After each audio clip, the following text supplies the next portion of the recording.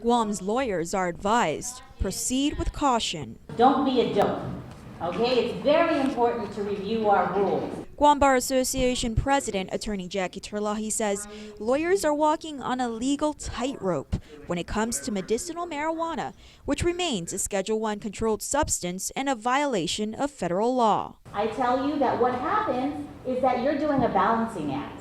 You're trying to figure out on this tightrope whether or not you are aiding and abetting your client in committing a crime. We have to advise our clients that even though it may be legal under Guam law, it would definitely be illegal under federal law. As part of her presentation in a panel discussion at the annual district conference earlier this week, Terlahi warned Guam attorneys they could be disciplined for something as simple as assisting a client with completing an application for a marijuana license. Guam isn't alone. The hazy subject has landed at least 25 attorneys stateside in the red with the feds for breaching their ethical obligations. Now, the question you should be asking yourself as an attorney is, well, if there is a lack of regulation on Guam, are you at risk of giving your client advice to proceed with, for example, a marijuana dispensary, helping to prepare all of these things, and then facing a federal crackdown just for Guam? Because Guam's regulations aren't exactly in place at this point. I tell you, the answer to the question of pot or not is simply, I don't know.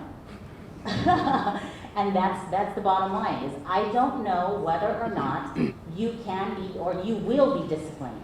Medicinal marijuana could also spark an increase in juvenile justice cases. Superior Court of Guam presiding judge Alberto Lamarena. There may be an increase of young children coming before the juvenile justice system based on marijuana consumption.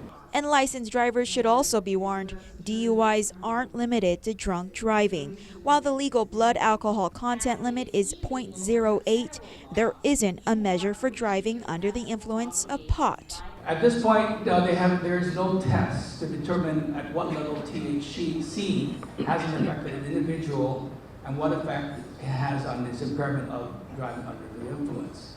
That has yet, the research is still going on there. Presiding Judge Lamarena says as many as 25 Guam police officers are trained in ARIDE, which is short for Advanced Roadside Impaired Driving Enforcement, which stresses the signs and symptoms associated with the 7 drug categories and aims to reduce the number of impaired driving incidents, crashes, and fatalities. Reporting for Guam's News Network, I'm Crystal Paco.